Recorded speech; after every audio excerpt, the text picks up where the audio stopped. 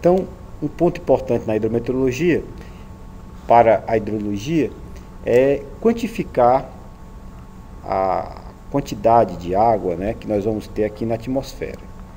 Medir esta quantidade de água que nós vamos ter aqui na atmosfera. Então, o primeiro ponto importante é que a avaliação da quantidade de água que tem na atmosfera se dá a partir do conceito de pressão parcial de vapor. O que é a pressão parcial de vapor? É a pressão exercida pela água, né, na atmosfera.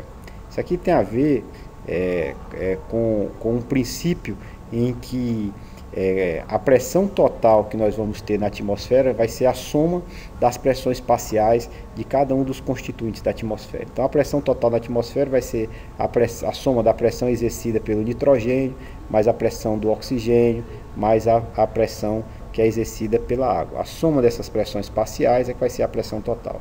Então, como é que a gente mede a quantidade de água, dessas moléculas de água que vão estar aqui na atmosfera? Nós vamos medir essa quantidade a partir da pressão parcial de vapor. A pressão parcial de vapor, então, é a nossa medida da quantidade de água que vai estar localizada na atmosfera. Essa pressão parcial de vapor é importante, inclusive, para que nós possamos entender como é que se dá a evaporação, né? Porque na pressão parcial de vapor de saturação, quando você já está com a atmosfera saturada, caracteriza-se exatamente porque nessa pressão parcial de vapor de saturação, a quantidade de água que sai da forma de vapor para a forma líquida é a mesma quantidade que sai da forma líquida para a forma de vapor, né? Então, essa pressão parcial de vapor de saturação, ela vai inclusive caracterizar a quantidade máxima de água em que a atmosfera tem condições de reter, né? E aqui nessa figura já está mostrando inclusive que essa pressão parcial a mesma temperatura, a pressão parcial de vapor de saturação do líquido é muito maior do que a pressão parcial de vapor de saturação da água. Então, a pressão parcial de vapor de saturação seria a máxima quantidade que a atmosfera consegue reter. Esta máxima quantidade de água que a atmosfera consegue reter é função da temperatura. Temperaturas mais quentes, maior vai ser a energia cinética dessas moléculas. Em função disso, maior vai ser a quantidade de água que a atmosfera consegue reter, né? Isso pode ser visto graficamente a partir da equação de Clausius-Clapeyron, né? Onde nós vamos ter aqui, por exemplo, a temperatura e aqui nós vamos ter a pressão parcial de vapor. E essa cor vermelha representa exatamente a pressão parcial de vapor de saturação. Então, o que é que nós estamos observando? Que quanto maior for a temperatura, maior vai ser a pressão parcial de vapor de saturação. Maior a quantidade de água que a atmosfera consegue reter. Então, em função disso, a atmosfera numa região equatorial, ela vai conseguir reter mais água do que a atmosfera numa região mais próxima de latitudes mais altas, na região mais polar. Então, as intensidades de chuva, inclusive no Equador e nos trópicos, vão ser intensidades de chuvas mais elevadas do que em regiões de alta latitude, em função desse tamanho do reservatório atmosférico, que é função exatamente da temperatura. E quem descreve essa capacidade máxima de armazenamento da água na atmosfera é exatamente esse conceito de pressão parcial de vapor de saturação. Então, aqui nós temos a equação básica que descreve esta capacidade máxima de armazenamento.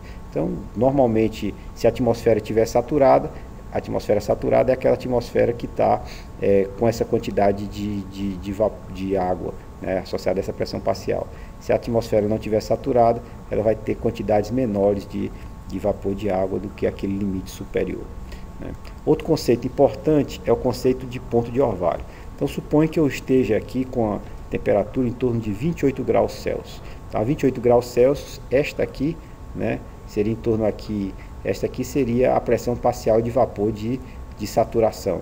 Mas naquele momento, naquela localidade, a atmosfera só retém essa quantidade aqui, de água. Então, existe um déficit, né? Um déficit da atmosfera. Então, esse déficit aqui, essa medida aqui é a medida da umidade relativa.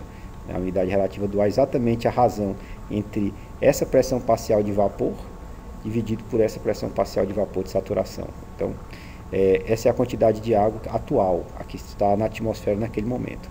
Então se supõe que eu resfrie essa atmosfera.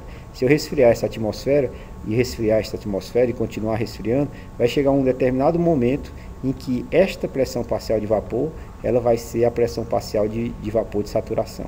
Aquela temperatura em que isso vai acontecer é chamado de temperatura de ponto de orvalho. Então esse conceito de temperatura de ponto de orvalho é muito importante. E por que esse conceito ele é importante? Porque a partir do momento que a temperatura se resfria e a gente chega na temperatura de ponto de orvalho, se você continuar resfriando mais ainda, o que vai acontecer?